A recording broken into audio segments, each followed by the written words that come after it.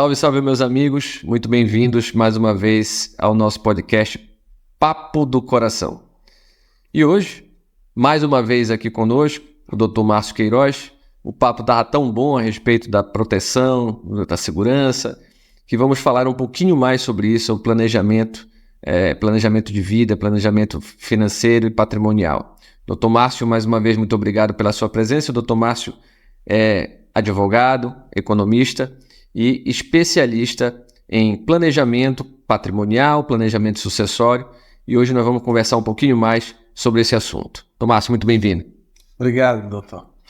Então, Márcio, continuando aqui nosso bate-papo, estava muito legal, muito interessante, com bastantes insights em relação à segurança que nós podemos adquirir, né, para a execução da nossa vida profissional e também em relação à nossa família.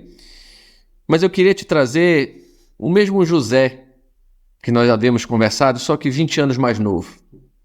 E por uma obra do destino, ele assistiu o nosso podcast aqui, ouviu falar dessas seguranças e aí passou a se preocupar com esse planejamento, tanto do ponto de vista de segurança, quanto do planejamento patrimonial e planejamento sucessório, pensando que um dia ele não vai estar aqui e que seus familiares não precisam passar por dissabores de entrar num inventário, eventualmente até um inventário litigioso, briga por patrimônio, isso considerando que ao longo da vida dele, ele vai sim conseguir adquirir patrimônio, vai formar uma reserva financeira muito interessante, porque ele já assistiu o nosso podcast, então ele já está começando a fazer seu planejamento. Fala um pouquinho para a gente sobre isso, Márcio. Perfeito. Doutor Rodrigo, já que você trouxe novamente a história do José, então agora é minha vez de falar um pouco da história do porquê eu vim trabalhar nessa área de planejamento patrimonial, sucessório, e porque eu acho ela tão importante. E porque é uma das áreas que mais crescem no mercado aí, extrajudicial, digamos assim. Eu, ao final da faculdade, ali por 2019, me deparei com um inventário do meu avô para fazer. Eu tive uma situação onde, em 2016, eu tive a perda do meu pai e do meu avô. Dois cenários dolorosos, mas em que meu avô, um grande comerciante, que tinha um bom patrimônio, mas zero de planejamento, e naquela ocasião a gente teve um grande problema porque a gente se deparou com o vilão do inventário. Além de a dor da perda, a gente teve que se deparar com essa parte, que é exatamente fazer aí a parte sucessória, partilhar os bens, enfim.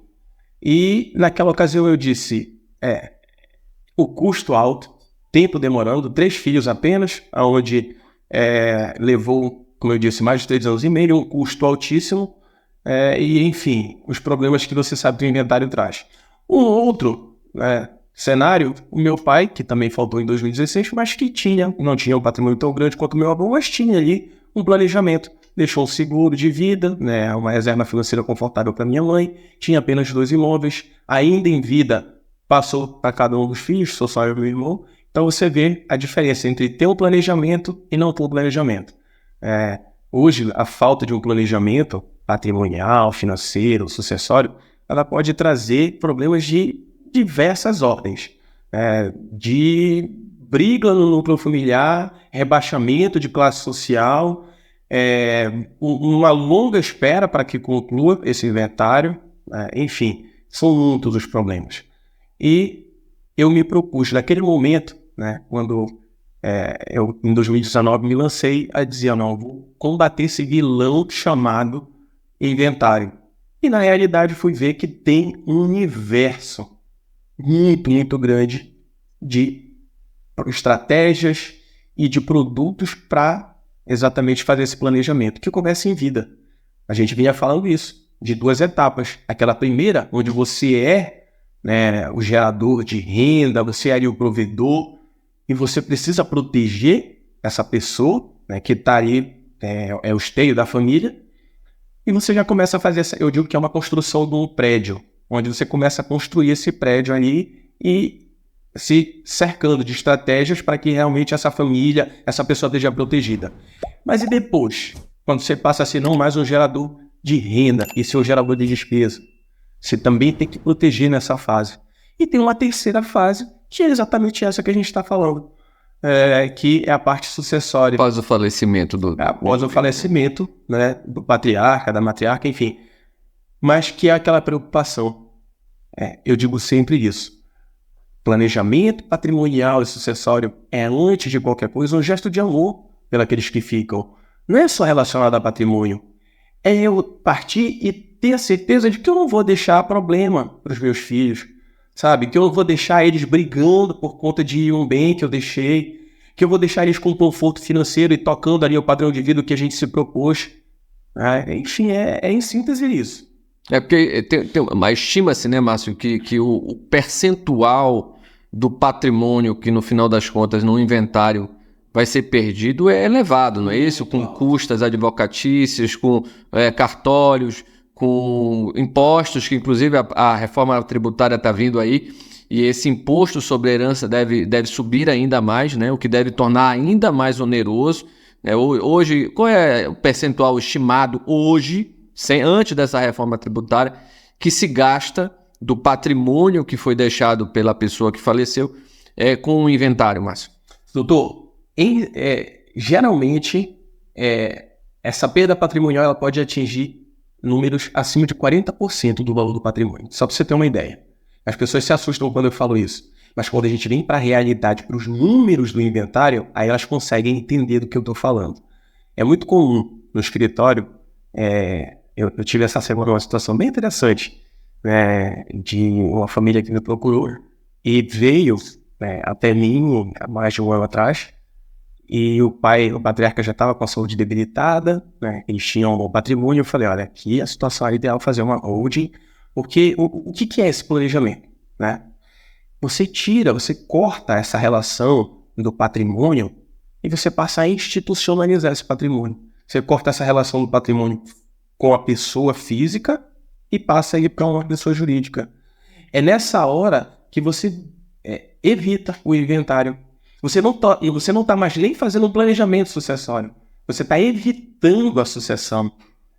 Obviamente respeitando as regras, né, de planejamento sucessório, as regras de direito, enfim, de família sucessório, mas você está evitando que Obviamente tem uma série de nuances aí que precisam ser estudadas caso a caso. Por isso a necessidade de um profissional qualificado que conheça para poder te orientar adequadamente. Não é isso? Mas, Márcio, me fala um pouquinho aqui, já aproveitando este teu gancho. Muita gente imagina assim, quando fala em hold, nome em inglês, sofisticado, é só para milionário, Márcio? Ou está acessível a uma parcela da população? A gente vai saber, obviamente, que não vai ser para todos, mas para quem seria, Márcio, essa alternativa? Pronto, uma boa pergunta. Doutor, muitas das vezes as pessoas imaginam que isso só os ricos, os bilionários que têm acesso. De fato, eles são exemplo, porque conseguiram pagar uma boa banca de advogados para fazer esse planejamento e proteger o patrimônio. Mas, na realidade, ele está muito mais linkado ao objetivo de vida daquela família do que ao patrimônio que ela tem. Eu posso não ter zero de patrimônio, mas estou numa fase ali onde eu estou construindo esse patrimônio e com uma dinâmica muito rápida e acelerada. Eu vi aquela influencer, a Virgínia, né? Falando sobre exatamente já ter a holding, como ela faz o mecanismo de aquisição. Fatura milhões, assim, em poucas horas, né? Em poucas horas, Mas eu posso não ter nada, mas estar numa dinâmica de construção de patrimônio muito grande. E eu já crio a minha holding. Esse é o mundo ideal, né? Onde a minha holding vai crescendo à medida que meu patrimônio vai crescendo. Mas se eu não fiz, eu também já tenho um patrimônio considerável, eu posso sim fazer. Então não tem um número exato, olha, precisa ser rico para... Não, precisa realmente que você... Entender os objetivos e os cenários, né? Para que... Então, no final das contas, é algo acessível, né? Que na verdade muitas vezes falta o conhecimento, às vezes as pessoas nunca ouviram falar que isso é possível, né? E às vezes tem até já um patrimônio formado, como você falou, mas não tem o menor a organização, né, e proteção nesse sentido. É isso. Assim, doutor Rodrigo, eu até acabei pulando um pouco a etapa, onde você me perguntava sobre o inventário. E eu sempre gosto de mostrar os números do inventário para quem me procura. Mostrar que não é... Você falou do imposto. Hoje o ITCMD, aqui no estado do Pará, onde a gente fala, é 6%. Tem uma lei em 2019 que já majorou ele para 6%. Mas ele varia entre as capitais. Ele começa em 2%, vai até 8%, dependendo, aliás, na verdade, do estado. E aí, quando você traz, né, vamos usar um exemplo prático. Um patrimônio de 1 milhão, onde você vai, um imóvel, você vai precisar pagar o imposto da sucessão. Só isso, né, aqui no Pará, você pagaria R$60 mil só de imposto.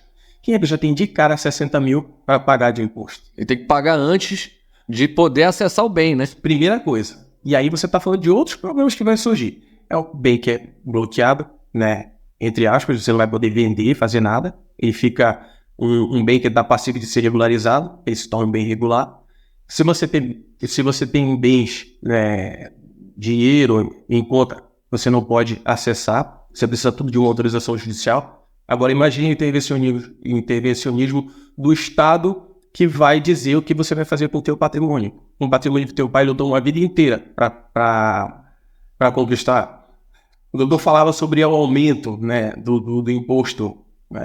Está aí se falando em projetos de lei que querem aumentar o imposto para até 40%. Página. Já existe lá, né, o projeto do CONFAZ, né, o Conselho de Fazenda, que ele quer aumentar para 20%. Outros projetos para 30%. O projeto está lá, só esperando a reforma tributária ser concluída, né? Que na verdade já até passou, né? Só estão fazendo os ajustes. Então você imagina, se hoje a gente está falando do imposto de 6%, já dói tu dizer, caramba, vou pagar 60 mil só de imposto do apartamento que meu pai deixou? E quando ele se tornar 20%? Só de imposto você vai ter que ter, né? Ou seja, só o seguro, do qual a gente falava, não vai ser o suficiente para cobrir essas custas sucessórias. Na verdade, o objetivo do seguro nem deveria ser esse. Aí você está falando outro, vamos usar os outros números do inventário. Você está falando também aí de custas com honorários advocatícios, é o mecanismo que é privativo da advocacia, então você tem que passar ali, se for extrajudicial, você vai ter que contratar um advogado da mesma forma. Aí você vai ter custas cartorárias, que são altíssimas. Você está falando aí do inventário, da escritura, de inventário. E você está falando de certidões das mais variadas possíveis para você, né, tirar certidão do decúbito, certidão dos imóveis, para saber se está tudo ok. E que vencem, né? Que vencem, tem prazo, você tem que renovar, né? E aí, por isso que demora, quando a gente fala assim, mas espera, estava todo mundo concordando, levou 3 anos para fazer o inventário, que estranho. É isso. É porque um dos herdeiros estava com problema na Receita Federal, né? Retira, né, novamente todas as certidões de todo mundo, que tudo já venceu. Se não for um profissional organizado, vai fazer assim. Aí você vai se deparando com os problemas. Por isso que existem inventários que duram 10, 20 anos, né? Comum ouvir isso.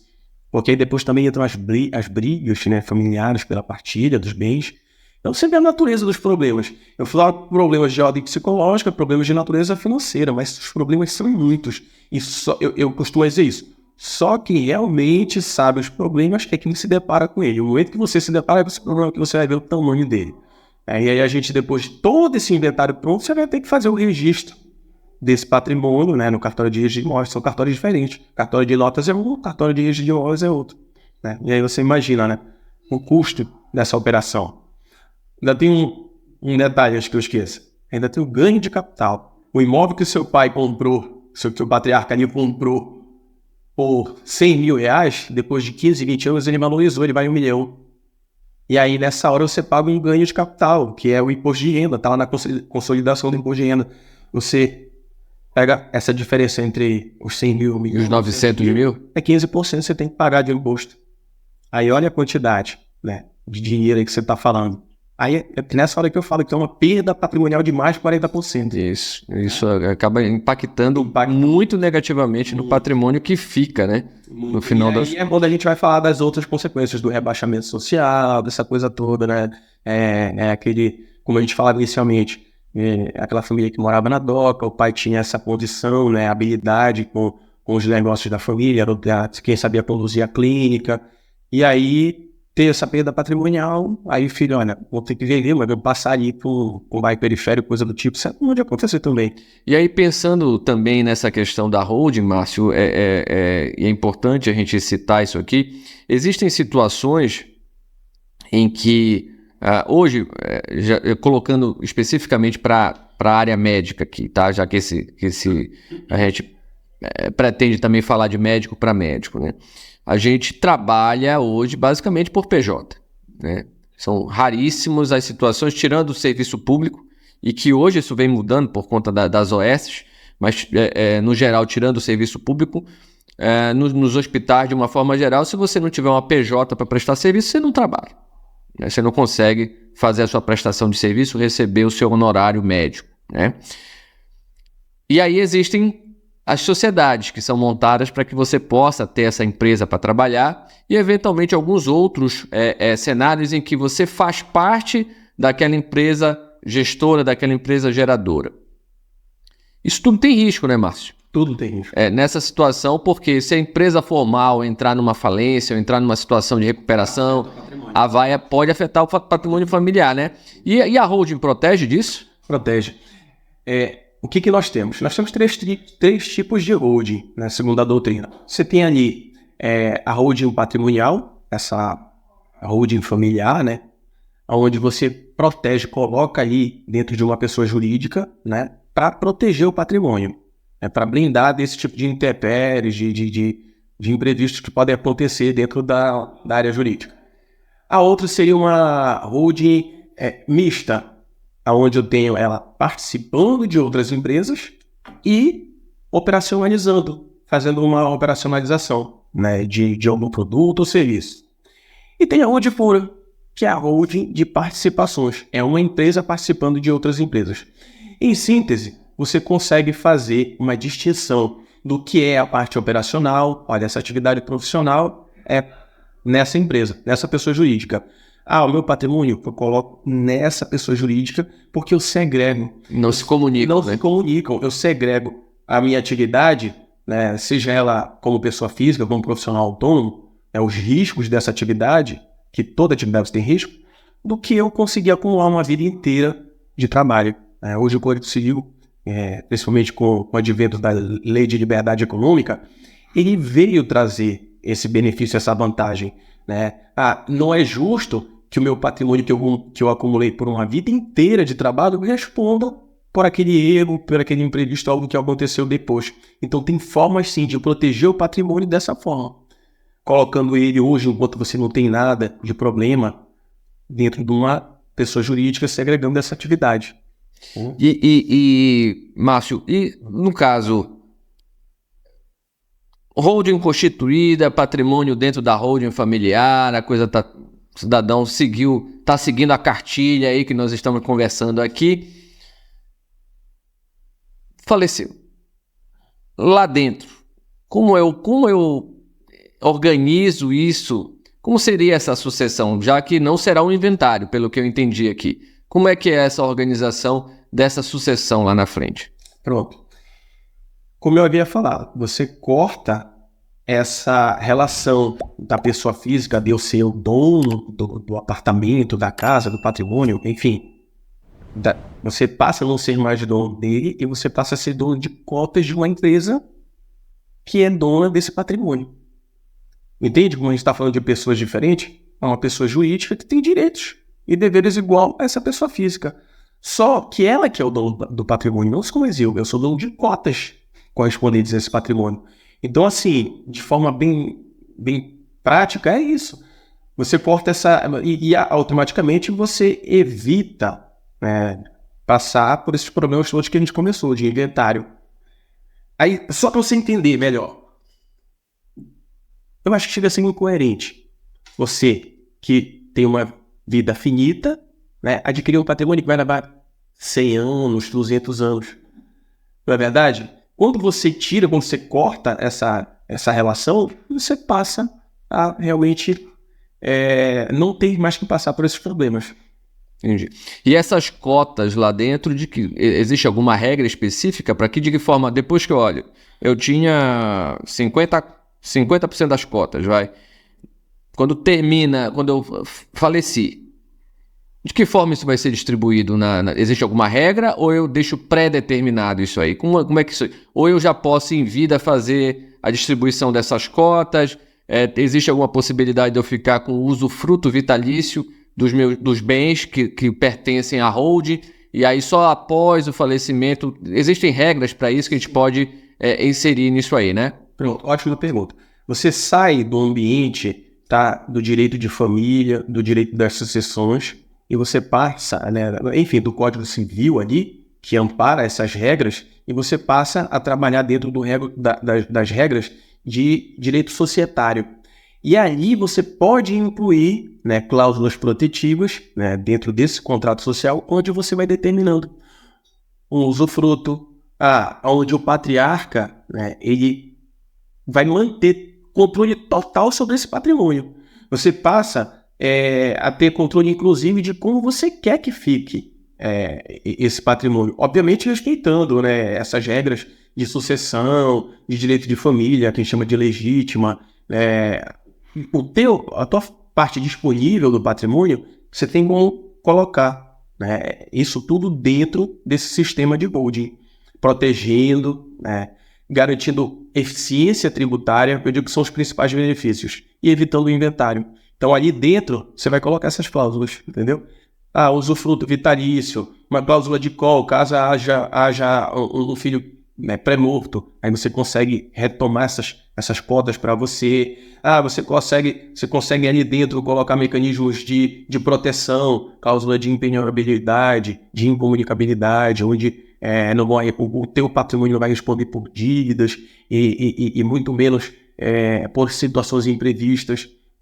Eu estou usando um pouco do juridiquês, mas para mostrar que é o seguinte, você tem mecanismos, efeitos dentro desse sistema que vão garantir tudo isso, proteção, benefício tributário e evitar essa parte, né, dos problemas familiares que podem vir a ocorrer. Então, inclusive, né, na situação aí, eu acho que já houve eu vi em algum local, em alguma conversa contigo mesmo anteriormente, na situação, por exemplo, dos filhos aí. Os filhos casam e automaticamente pelo casamento, né, existem as possibilidades de comunhão parcial, comunhão total de bens. E aí, obviamente, o teu filho, a tua filha tem acesso a essa holding, fazem parte dessa holding, eu imagino, né? Entra o pai, a mãe, os filhos, enfim. Entram, a família como um todo é dona daquilo ali. E na ocorrência de um casamento, que seja por comunhão parcial ou total de bens, esses bens da holding não são alcançados, não é isso? Ou eu entendi errado? O que acontece? Uma dessas cláusulas, né, você falou nessa questão dos filhos, é a cláusula de incomunicabilidade. Se você gravou ali o patrimônio que você incluiu dentro da holding com uma cláusula de incomunicabilidade, os filhos, ao se casar, eles não vão, se por acaso venha alguma... Um divórcio, né? Aí eles não vão ter que... Esses bens não entrarão na partilha. Da mesma forma, tem como proteger, que são institutos diferentes, tá, doutor? Se você proteger de um possível falecimento.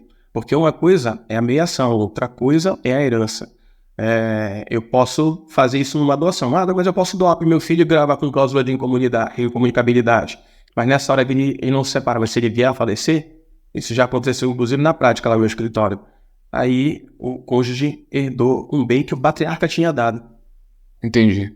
Entendeu? E sai do núcleo familiar. Então, dentro do sistema de holding, a gente vai conseguir... Tem que construir todas essas... É uma construção. A gente vai fazer todo esse mecanismo de proteção, né, e trazer exatamente os benefícios que vai atender aquela família. Mas isso vai servir só para colocar imóveis lá dentro? Só patrimônio imobilizado ou não? Não. Hoje você coloca qualquer bem material ou imaterial. Você pode colocar um ativo financeiro, você pode colocar bens móveis, bens imóveis, você pode colocar um carro. Agora, obviamente, sempre avaliando o benefício de se colocar esse patrimônio dentro de uma holding. A gente está falando de uma empresa como se fosse um cofre, onde você vai colocar o teu patrimônio lá para proteger. Então imagine que se eu coloco um carro lá, mas eu exponho esse carro ao risco porque eu viajo, 600 quilômetros para desenvolver a minha atividade profissional. acontece um imprevisto, você, né, enfim, é responsabilizado, alguém vai te processar por um acidente ou coisa do tipo. Pode vir a recair sobre aquele patrimônio que está todo, digamos assim, blindado ali, né? Não pode usar o termo blindado, mas protegido. Então, a gente tem situações que a gente prefere deixar de fora desse mecanismo e usar outras ferramentas. Não, vamos usar um seguro para proteger isso aqui. Por esse motivo, tudo para mitigar o risco. Para mitigar o risco. Por esse motivo que eu digo que são exatamente instrumentos diversos com estratégias diversas, né? Onde a gente vai utilizar de forma sinérgica, complementar. E Márcio, a manutenção desse tipo de constituir uma holding, manter isso funcionando, tem um custo alto, por isso que as pessoas imaginam, não, isso aí é só para rico, porque isso é muito caro de se manter. Olha, hoje existem... basicamente é um trabalho multidisciplinar. Você precisa de uma construção jurídica, você precisa de um bom advogado para conduzir, né, esse sistema de holding. E aí o contador ele fica meio assim, né? Porque eu digo, abre uma empresa, mas eu posso abrir com o meu contador. E aí, às vezes, o contador fica sem entender porque essa construção é feita através dessas regras de direito societário, de planejamento tributário. Então, é fundamental a participação de um advogado que entenda das leis que envolvem esse mecanismo. Aí você vai ter também a despesa com o contador. Porém, hoje em dia, existe uma contabilidade digital, e que você consegue diferimento, uma redução muito grande do valor do custo dessa contabilidade. Então, se eu estou falando de uma empresa que não tem atividade econômica, né, essa ficção jurídica, digamos assim, de uma empresa que vai estar só ali protegendo patrimônio, eu consigo reduzir o valor dessa contabilidade. E aí é que entra o que eu falo sempre, avaliar se vai valer a pena ou não a constituição de uma holding. Não existe uma conta certa, você vai fazer uma modelagem ali, personalizada para aquela pessoa, para aquele indivíduo, para que haja proteção. E assim, doutor Rodrigo, a gente não vai dispensar os outros instrumentos de planejamento sucessório, patrimonial. A gente falou agora há pouco da doação em vida. Você pode fazer uma doação em vida e tudo bem. Eu não gosto do instrumento porque você vai gastar um valor quase que equiparado ao inventário. Por outro lado, esses mecanismos de proteção que a gente falava há pouco, você não consegue colocar eles dentro, né, de uma doação. Quando você doa, tem vários cenários que você pode ter um problema lá no futuro ao doar isso em vida para os filhos. Outro aspecto importante, aí existe o testamento. Eu vejo, né, às vezes, fico pasmo de ver, vou usar um exemplo aqui de um famoso, Gugu, patrimônio de 2 bilhões, onde ele tinha aí uma boa assessoria, teoricamente, jurídica, aí ele faz um contrato de relacionamento com a ex-mãe do filho, né, ex-esposa, né, faz ali um testamento frágil, aonde a justiça teve que intervir, você tem ali a mãe dele brigando com os filhos e a mãe, enfim, um grande problema. Toda uma situação litigiosa ali. E depois o filho solicitou para comprar um carro, um valor, e foi negado pela justiça, um patrimônio que é dele. Então, olha, imagina o tanto de problema que você evita. E por quê? Porque escolheu um instrumento equivocado, não é? Aquela situação. O testamento para mim é um dos piores instrumentos de planejamento, mas ele pode ser válido em algum momento. Mas ali, vamos imaginar, só para você entender, faço um testamento porque, né, enfim, já quero mesmo resolver logo isso, e aí na hora que o patriarca venha a falecer, aí tem que fazer um negócio chamado RAC de testamento. Registro, abertura e cumprimento de testamento. Só isso já leva 1 ano. E já vai chamar para uma via judicial. Depois disso, tem que fazer um inventário. O problema está formado do mesmo jeito. E anos correndo. Anos e anos. Então, Márcio, já que você falou aí, usou bastante esse termo, instrumentos, né? Parece uma orquestra, né? Faz aí um pupurri, um overview aí de todos esses instrumentos que são possíveis de serem utilizados nesse planejamento, tanto do ponto de vista de proteção, quanto do ponto de vista de sucessão, né? Após o falecimento do indivíduo, para que a família se sinta mais prudente. A gente sabe que nada vai dar 100% de proteção, a gente entende isso, mas de que forma a gente poderia proteger mais a nossa família, né? E não os deixando em situação complicada após a nossa partida. Faz um overview para nós aí. Assim, doutor Rodrigo, existem uma gama de instrumentos e estratégias para se fazer esse planejamento patrimonial, financeiro, sucessório. Mas é importante que se diga que existem os principais deles. E cada um deles vai estar atrelado ao objetivo dessa família. Então, assim, eu diria que os 5 principais hoje que pode ser utilizado, a gente falava o seguro de vida, né? O seguro é um instrumento excelente, muito bom mesmo. E aí você tem que ver se o seguro tradicional, ao qual a gente falava, ou o seguro vitalício, né? Com as suas peculiaridades. Tem o plano de previdência privada, né? O plano de previdência complementar, que existe também as suas especificidades. Tem PGBL, tem VGBL, há uma diferença grande entre os dois, pelo menos do ponto de vista técnico. Um parece estar mais para investimento, o outro está mais ali para o seguro, faz às vezes de um seguro. Mas são, aí eu fazendo um comparativo entre ele e o seguro. Num, você tem proteção, o seguro ele te protege.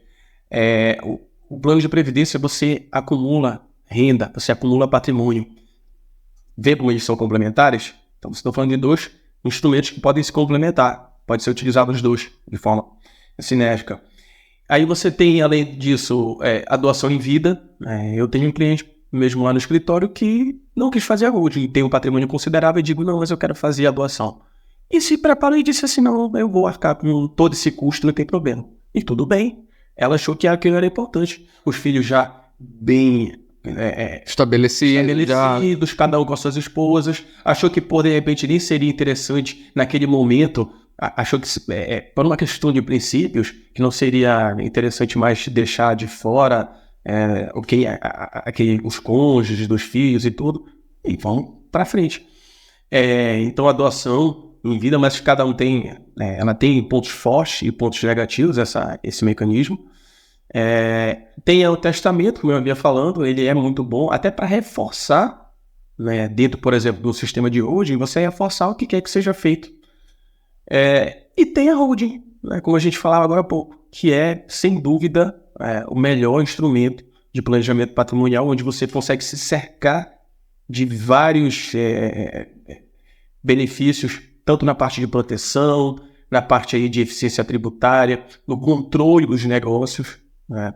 E também nessa parte de evitar ou inventar os problemas futuros. Então, basicamente, são esses 5 aí que eu gosto sempre de colocar.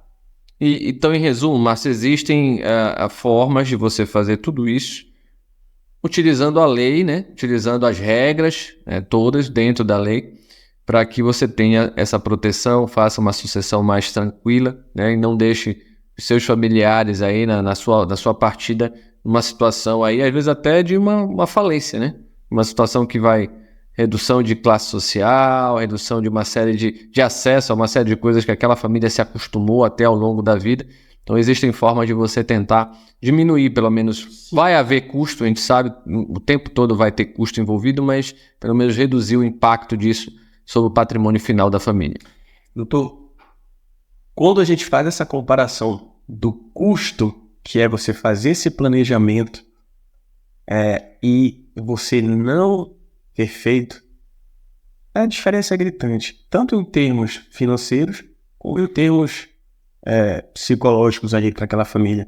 Quando você já deixa tudo bem estabelecido, você evita uma série de problemas. Então, sim, o planejamento hoje é fundamental. Não à toa que é uma das áreas do direito, né, que mais cresce. Hoje a quantidade...